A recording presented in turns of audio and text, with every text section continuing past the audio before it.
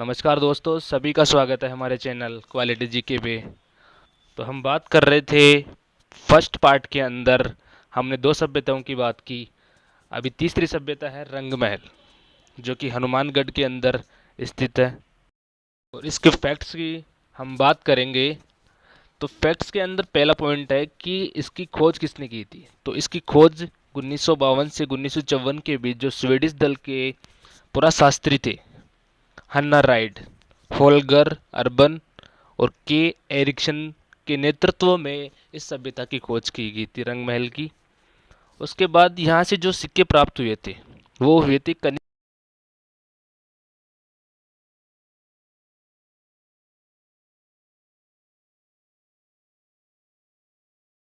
जो कुषाण काल से संबंधित था।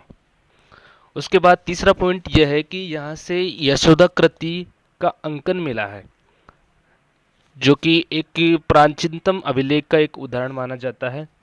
तथा यहाँ से जो गुप्तकालीन अवशेष भी प्राप्त हुए हैं। कौन सी सभ्यता से? रंगमहल से गुप्तकालीन अवशेष भी प्राप्त हुए हैं। तो ये क्वेश्चन भी महत्वपूर्ण। स्लाइड में हम बात करेंगे बागोर सभ्यता की, जो कि भीलवाड़ा में स्थित है। इसके हम फैक्ट्स की बात करें तो ये कोठारी नदी पे स्थित है। तथा इसकी जो खुदाई वीरेंद्र नाथ मिश्र ने की थी, जिसका शॉर्ट में भी नाम आ जाता है कई बार एग्जाम में कि वी एन मिश्र ने इसकी खोज की थी बागोर सभ्यता की, जो कि भीलवाड़ा में स्थित है। दूसरा इसका पॉइंट यह है कि यहाँ के जो निवासी थे वो कृषि, पशुपालन तथा आखेट करते थे। तथा यहाँ से गोफन के भी प्रमाण मिले हैं। तथा यहाँ से वेरी इंपॉर्टेंट बात, 10.5 सेंटीमीटर लंबी एक छेद वाली सुई भी प्राप्त हुई है। कौन सी सभ्यता से प्राप्त हुई है? वो हुई है बागोर सभ्यता से, जो कि भीलवाड़ा में स्थित है। तो यहाँ से ये महत्वपूर्ण क्वेश्चन बन सकता है कि जो 10.5 सेंटीमीटर लंबी छेद वाली सुई कहाँ से प्राप्त हुई, तो वो बागोर सभ्यता से प्राप्त हुई है, जो कि भीलवाड़ा में स्थित है। तथा बागोर से कृषि एवं पशुपालन के प्राचीनतम साक्ष्य भी मिले हैं। तो ये भी पूछ ले कि कृषि एवं पशुपालन के जो प्राचीनतम साक्ष्य कहाँ से मिले हैं, तो वो बागोर सभ्यता से मिले हैं, भीलवाड़ा से। अब अपन नेक्स्ट स्लाइड की बात करेंगे। 5 पॉइंट, बालाथल सभ्यता, जो कि उदयपुर में स्थित है।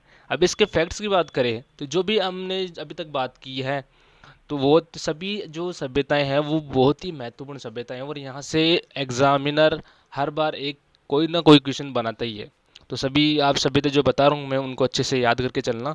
और यहाँ से जो एलडीसी एग्ज़ाम है, तो वहाँ उस एग्ज़ाम में तो इस स्लाइड से आराम से क्वेश्चन बनेंगे। तो अच्छे से आप देख के चलना। अब हम बात करें पहले फैक्ट्स की, तो इसकी इसकी खुदाई किसने की थी? तो इसकी खुदाई भी वी एन मिश्र ने की थी 1993 के अंदर।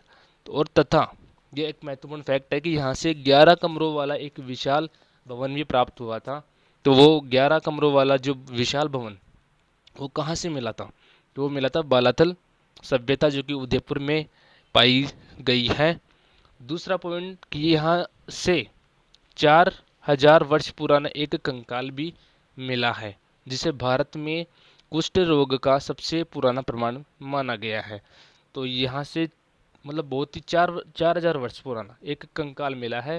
तथा जो कि भारत में कुष्ठ रोग का एक पुराना प्रमाण भी यहाँ से इसको बोला जाता है। तो ये भी एक महत्वपूर्ण पॉइंट है, तो इसको भी अच्छे से आप देख के चलना। फिर तीसरा पॉइंट ये है कि यहाँ के जो निवासी थे वो भी कृषि, पशुपालन एवं जो आखेट करते थे तथा मिट्टी के बर्तन बनाने में भी क्या थे? निपुण थे। तो यहाँ से ये महत्वपूर्ण फैक्ट बन सकता है कि जो मिट्टी के बर्तन बनाने में कौन सी सभ्यता के लोग निपुण थे, तो वो थे बालाथल सभ्यता, जो कि उदयपुर में पाई गई है। अब 6 जो सभ्यता थी वो थी गिलुंड, जो कि राजसमंद में पाई गई और इसकी खोज की थी बी लाल ने। हमने 6 सभ्यताओं के बारे में अभी तक अध्ययन किया है, जो कि कांस्य युगीन सभ्यताओं की 6 सभ्यताएं बहुत ही महत्वपूर्ण सभ्यताएं हैं। और यहाँ से एग्जाम में क्वेश्चन बार बार बनते हैं, तो इनको अच्छे से आप पढ़ के जाना। और इधर से आपको क्वेश्चन आराम से देखने को मिलेंगे एग्जाम के अंदर। अब बात करेंगे अपन ताम्रयुगीन सभ्यताओं की। तो ताम्रयुगीन सभ्यताओं में फर्स्ट है गणेश्वर सभ्यता, जो कि सिक्कर के अंदर पाई गई थी। तो इसके फैक्ट्स की हम बात करें तो पहला फैक्ट्स था कि यह सभ्यता कांतली नदी पर स्थित थी तथा इसकी खोज रतन चंद्र अग्रवाल ने 1977 में की थी। इस सभ्यताओं को ताम्रयुगीन सभ्यताओं की जननी भी कहा जाता है। यदि ताम्रवती वो यदि सभ्यता पूछ ले तो आर्य सभ्यता को बोला जाता है, और यदि ताम्रयुगीन सभ्यताओं की जननी पूछा जाए तो ये गणेश्वर सभ्यता होगी। तो इसको अच्छे से आप ध्यान में रख के चलना कि दोनों में थोड़ा बहुत कन्फ्यूजन है, लेकिन यदि जननी पूछ ले तो गणेश्वर सभ्यता हो जाएगी, और यदि ताम्रयुगीन सभ्यता पूछ ले तो वो आहड़ सभ्यता हो जाएगी। अब इसका दूसरा पॉइंट यह है कि यहाँ से जो मिट्टी के क्या है छल्लेदार बर्तन मिले थे, मिट्टी के छल्लेदार बर्तन कहाँ से मिले थे? गणेश्वर सभ्यता से। तो यह भी इम्पोर्टेंट फैक्ट है। तथा इस सभ्यता में ईंटों का प्रयोग नहीं किया गया था, एकमात्र ऐसी सभ्यता जिसमें ईंटों का प्रयोग नहीं किया गया था। तथा यहाँ से जो मर्दपात्र मिले वह कृपण वर्णिम मर्दपात्र कहलाए। तो यह भी इम्पोर्टेंट फैक्ट है। नेक्स्ट सभ्यता की बात करें तो वह है ओजियाना, जो कि भीलवाड़ा के अंदर स्थित है। यह भी एक महत्वपूर्ण सभ्यता है। कई बार मिलान वाली क्वेश्चन में पूछ लेता है, और तो वो सभ्यताओं के नाम दे देता है, और दूसरी ओर कि कौन सी ये जिले से संबंधित है, तो भी पता होना चाहिए कि कौन सी सभ्यता कौन से जिले से संबंधित है, तभी आप क्वेश्चन को कर पाओगे, अन्यथा आप क्वेश्चन को नहीं कर पाओगे। तो ये भी आपको देख के चलना है। तो इसमें एक ही इम्पोर्टेंट फैक्ट है कि इसकी खोज 1999 से 2000 में हुई थी, तथा यहाँ से पत्थर के मन के शंख एवं ताम्र की चूड़ियाँ मिली थी। तो यह एक इम्पोर्टेंट फैक्ट है ओजियाना सभ्यता का, जो कि भीलवाड़ा में स्थित है। उसके बाद तीसरी है लाचरा, जो कि भीलवाड़ा में स्थित है। यह भी एक इम्पोर्टेंट है कि लाचरा सभ्यता कहाँ स्थित है, यह भी क्वेश्चन बन सकता है। फिर जाडोल सभ्यता जो कि उदयपुर में स्थित है, यह भी महत्वपूर्ण फैक्ट बन सकता है, एग्जाम में पूछ सकता है कि जाडोल सभ्यता, या फिर मिलान में दे दे कि जाडोल कौन से डिस्ट्रिक्ट से संबंधित है। तो ये भी पता होगा तभी तो आप क्वेश्चन करोगे। तो ये भी इम्पोर्टेंट फैक्ट है कि आपको पता होना चाहिए कौन सी सभ्यता कौन से डिस्ट्रिक्ट से संबंधित है। और 5th नंबर की जो ताम्रयुगीन सभ्यता वह है कुराड़ा, जो कि नागौर में स्थित है। तो ये भी इम्पोर्टेंट है।